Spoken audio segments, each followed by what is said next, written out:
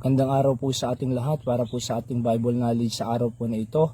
Opo, basahin ko po dito sa Proverbs 19 verse 21.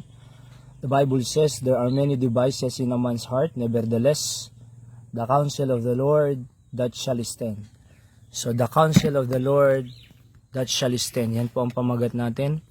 And sa buhay po natin, napakarami po tayong devices no po, o gustong mangyari, gustong gawin, gustong puntahan, and pangarap or anuman ang mga ninanais natin without God po. Ay akala natin tama lahat yan. Pero the Bible says, the counsel of the Lord that shall stand. Iisa lang po ang tatayo na kapakinabang at talagang matibay. Walang iba kundi ang salita ng Diyos. Sapagkat marami pong tao na gusto nilang magtapos ng pag-aaral, hindi po masama yun, maganda po yun. Magkatrabaho at maganda po yun. Pero nakakalimutan po nila ang Panginoon. Nakakalimutan nila yung plano ng Diyos sa kanilang buhay. So hanggang napapabayaan nila yung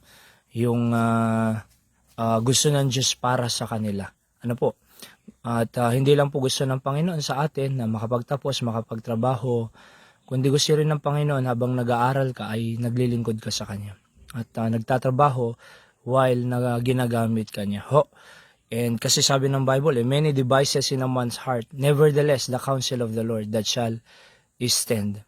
Isa lang, kumbaga, yung sabi ng 1 Corinthians 15:58, your labor is not in vain in the Lord. Ano mang ginagawa mo sa Diyos, hindi sayang. Pero kung hindi ka gumagawa sa Diyos, sayang. Di ba? Sayang po ang buhay. You very miss the very purpose of life. Kumbaga, nagda-dark ka, yung larong dart, hindi mo natatarget yung dapat mong i-target. Kung bagay yung archery, hindi mo tinatamaan yung target mo. And ang buhay na ito ay we are created for the glory of God. At yun po ang titindig, yun po ang dapat mangyari sa ating buhay sapagkat yun ang plano ng Diyos para sa atin. Okay? So, nevertheless, the counsel of the Lord that shall stand. Yung kalooban ng Diyos sa buhay mo. Ang salita ng Diyos, di ba? Pero kung nanaisin ng tao na lumayo sa Diyos, gawin niya ang dapat niyang gawin, magtrabaho, mag-ipon ng pera, magkabahay, magkakotse, kung ano-ano pa, pero nakakalimutan yung plano ng Diyos sa kanya, it's in vain, di ba? It shall not stand. Ano po? Kaya nga sabi ng Bible pa Proverbs 14:12, na all the ways of men are good in his own eyes. Sabi ng Bible. Di ba?